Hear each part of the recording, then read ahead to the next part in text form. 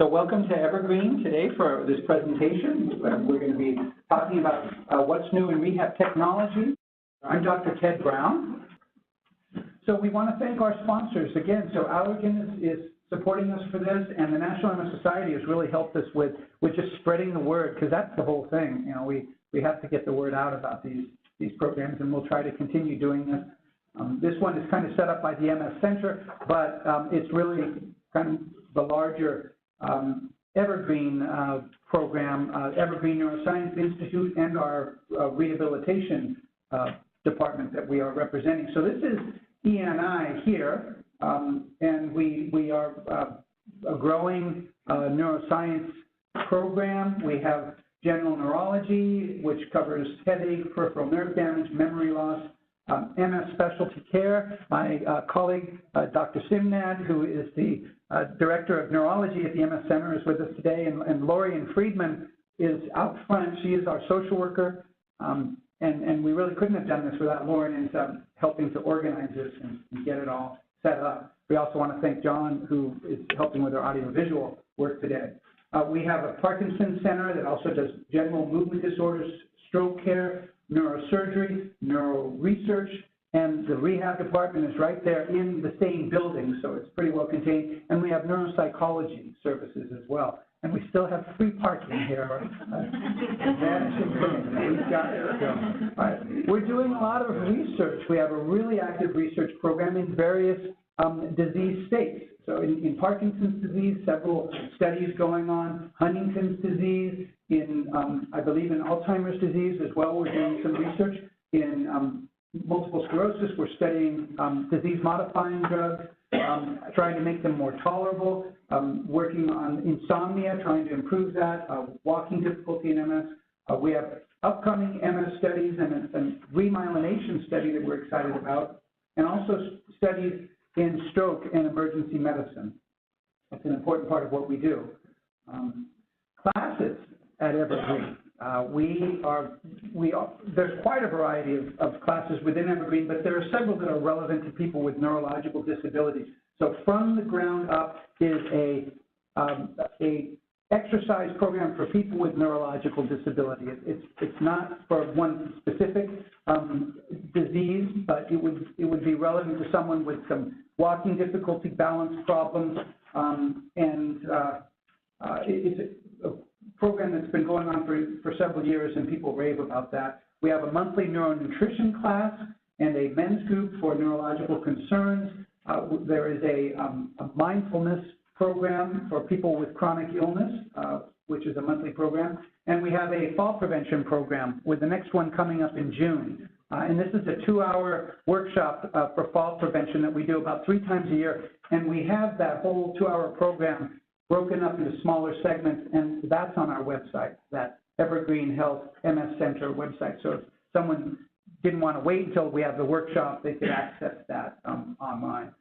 And so there's our online videos, fall prevention. This is where you would find that. And then there's also a yoga program for MS, but it would be relevant to people with other problems, or perhaps healthy, but just interested in a yoga program that covers a range of abilities. Why are we here today? Well, we are a part of the community at Evergreen, and we have we're blessed with a population including many people with neurological disabilities, and we find it challenging but incredibly inspiring as well. So that's why we're here today. We want to do a good job. We want to do better, and that means always learning about new ways to apply technology in any way that might be helpful to someone with MS. I debated on whether to put the slide in or out, but wound up putting it in, so just bear with me for a second. Why am I here? Well, in medical school, I started interested in geriatrics, but along the way, I found that what was really interesting to me was just disability in general. You know, people who have had a spinal cord injury or stroke or brain injury, and watching them in that recovery process, and I shouldn't just say watching, you know, participating in that. It's a real team effort. So that got me interested in this small branch of medicine called physical medicine and rehabilitation. It's one of the smaller specialties.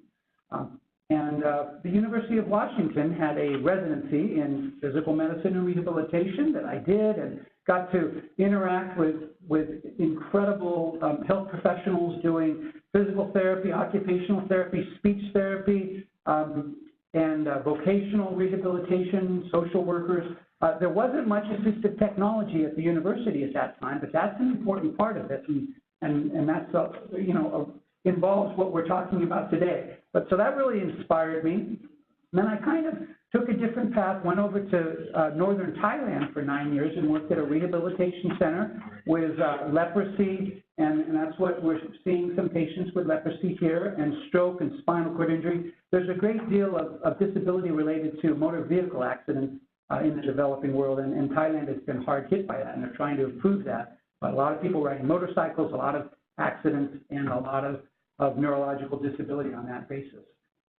So I had a great experience there, learning a lot about disability. Also met my wife, Joy, who is here, and she's a rehabilitation nurse.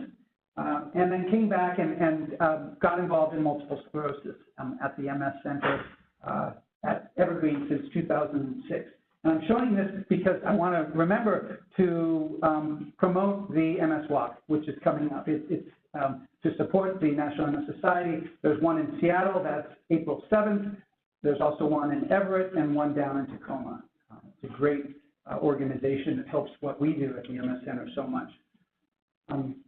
This is showing how we adapt and accept technology, and there's this spectrum, and everyone sort of falls in a different place on this spectrum here.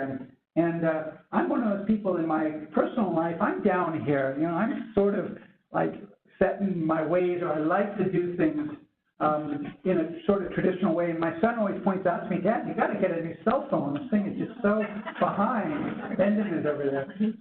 So it's personal life, that's kind of the way I like to operate. Is use stuff until, it's breaking down, and then upgrade to the next thing. But in my practice, I can't be that way. That just doesn't work, because that's not helping my patients. I have to try to learn and be kind of on the innovative side, so I can help bring that to patients. So I'm curious, and Dr. Simnad, we share that passion for trying to learn what's new in practice.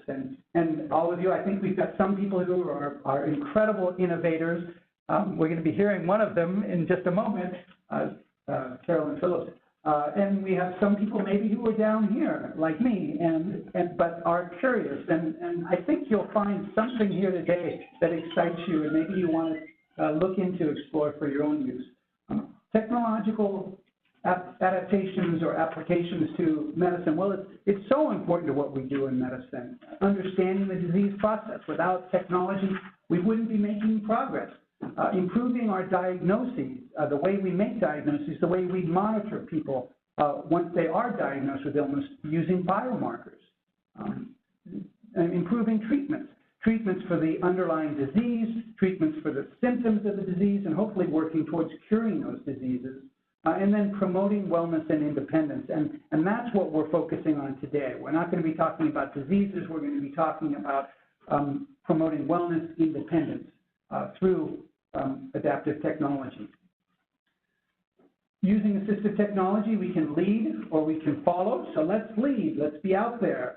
Every time we have a successful intervention, meaning some technology that makes a difference for a person, that gets magnified. They tell others about it. Other people see that, and they pass that on. So it's really powerful. It affects more than just one person. And this involves everyone. It's our job as the healthcare providers to be looking for opportunities to promote stuff. And then patients and their families can help us so much and help the community by saying, hey, here's something I found. That's where I get most of my new technology information is from patients saying, look what I found and how it's helping them. So we all have a role in that.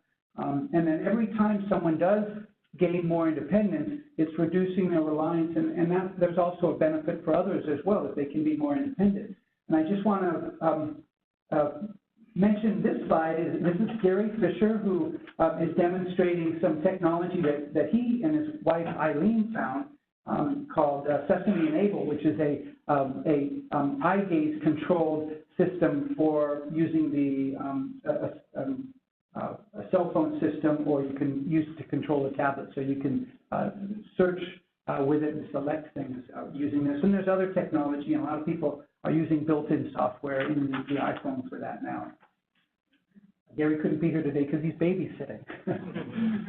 Who needs assistive technology? Well, it's out there, but does everyone need it? I'm showing an AFO here. This is an ankle-foot orthosis, which can help people with foot drop. But the reason why I'm showing it really is that we prescribe a lot of ankle-foot braces, and about 1/3 of them actually get used over time. The other 2/3 wind up in a closet somewhere. So we have to do our best to be on target with new technology, and then also we have to accept that we're not always going to succeed.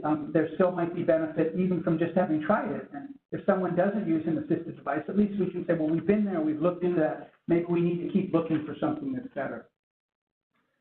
We want technology to grow our world, to help people to get out there, to be more active and interactive, to be able to travel more, to be able to go places. We don't want the technology to shrink our world, although we want to bring the world closer and more accessible to us as well.